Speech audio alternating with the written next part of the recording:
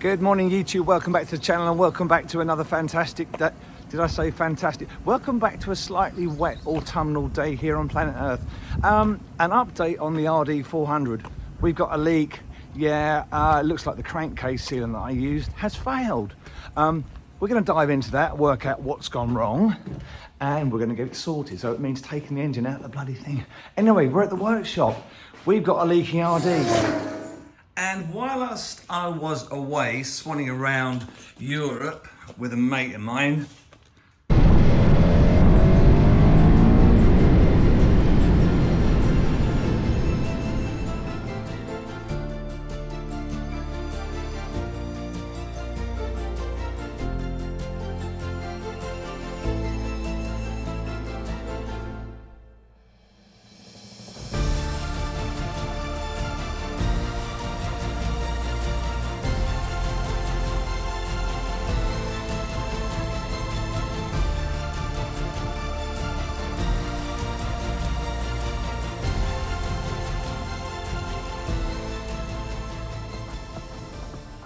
I've come back to find this, and believe me, this isn't the worst of it. This is only since I put it back on the engine.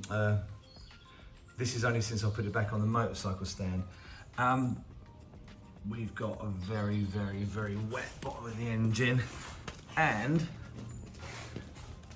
I will try and show this a little bit better, but it's weeping all out of the joint of the two halves of the engine.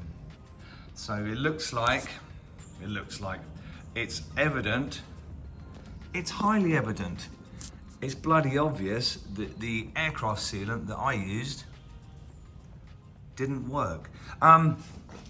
Remind me never to get on any aircraft that have got that aircraft sealant on it.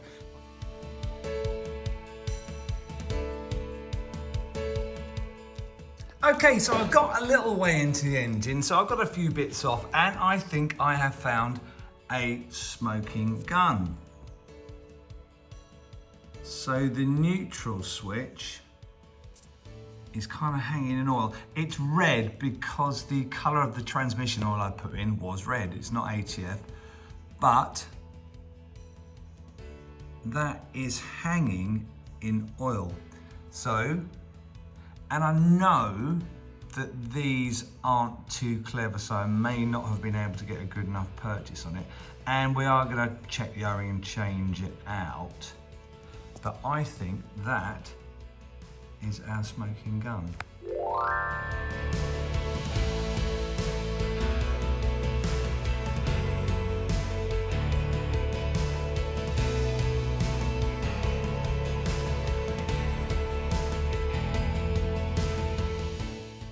Well, rather than split the engine,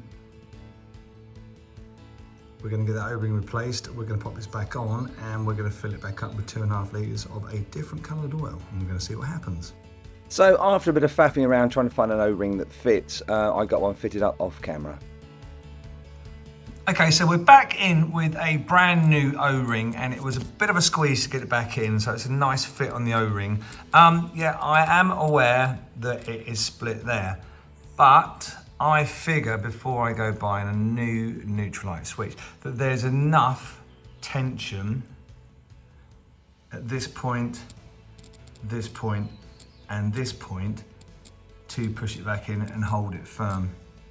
Let's hope I'm right. I'm just about to go and grab 2.5 litres of 10W40. Haters look away now. Yeah, 10W40, it does kind of everything. This isn't a high performance machine.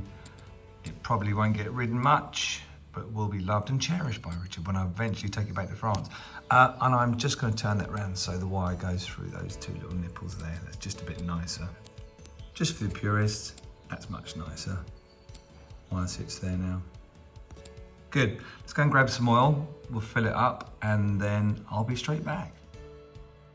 Right, I've just checked the manual. It says not 2.5, but 1.5. I'm pretty sure I only put 1.5 in it last time. And we've got a different coloured oil. So this is just your standard murky, greeny, browny coloured 10W40. Manual says 10W30. What's 10 between friends?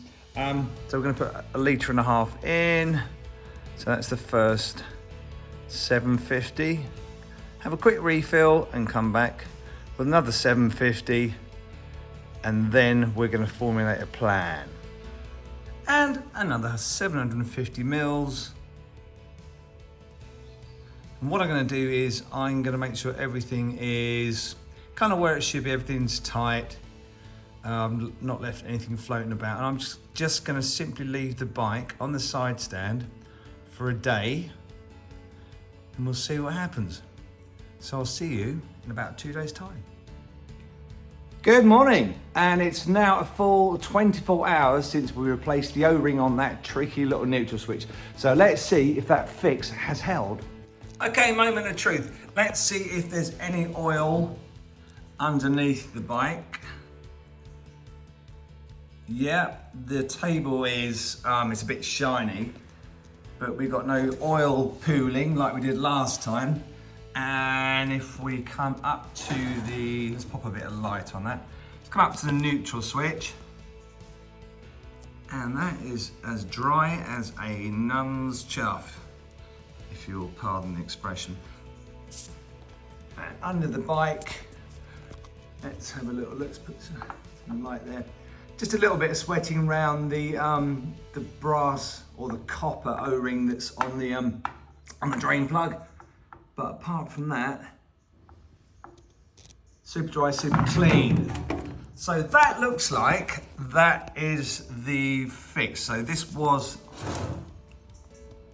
the smoking gun that was giving me the problems with the oil. It looks like also, oh, excuse me, the oil that I was seeing underneath was tracking across the bottom of the sump there.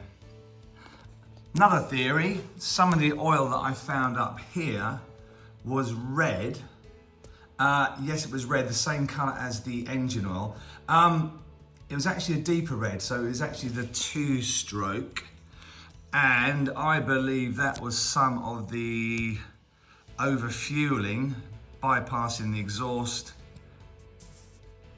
stopping around there, and then evaporating and leaving the 2-stroke oil mix behind. So I reckon we've got a fix situation. I'm going to chuck it back together. We're going to fire it up, take it for a ride and see if there's any leaks. Okay, so the test ride went just fine, came back after a few miles and absolutely no leaks overnight. So it's now onto the exhausts. I got a pair of 400 exhausts from Rich and Helen, and I've got a nice new pair of snazzy baffles, got them fitted up, and here's the rest. And I've just picked up the RD400 downpipes from France. I've got one fitted up to the bike. Looks actually bloody snazzy compared to that daggy old 200 one. Yeah, nicely made, nice fit, made by Delkovic from eBay, £115 delivered. Got the original sealing ring there and the 400 pipes with brand new baffles from Yambits. And here's a daggy old 250 pipe. What a difference. Okay, I'm gonna get the right-hand side fitted up and then we'll go for a start and we'll see what happens. And just like that, yeah, 2 brand new downpipes, and these are 400 downpipes and 400 exhausts, brand new baffles. And never one to repeat myself, am I? From Yambits. I think that looks the dog's dangly bits. Good morning YouTube, welcome back to the channel and welcome back to another fantastic day. Oh, mind that pothole. Yep, she's all done. We've got a fantastic little running restoration. We've had some challenges along the way. We've had some leaks. We've also used up all the swear words in the box. So we're going to get the bike loaded up in the van and jump on a ferry down to Caen in Normandy. Going to get the bike handed back to her owner Rich, and we're going to see him take her for a first ride in 25 years. She's just behind me. We've got a van. Let's get it loaded.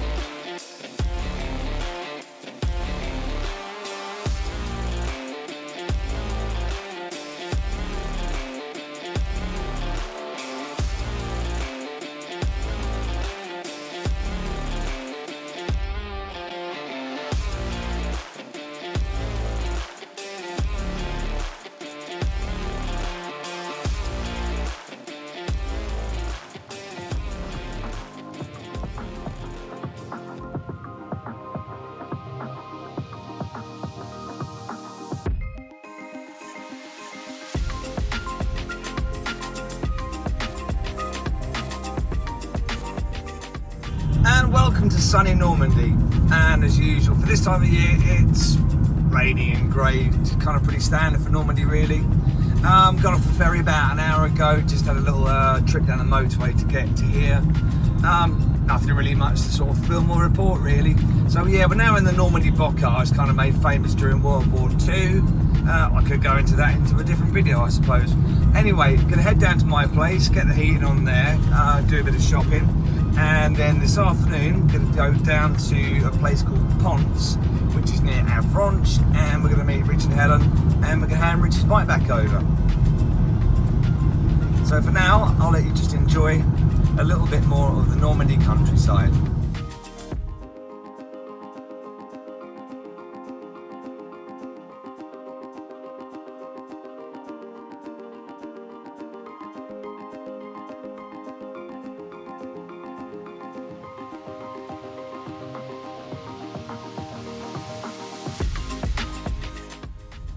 Okay, let's get this parked up.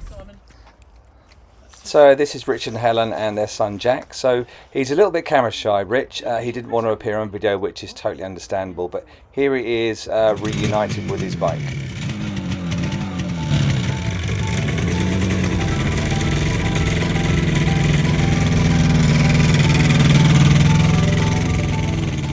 And here he is taking his first ride in 25 years on his beloved RD 400. Happy days.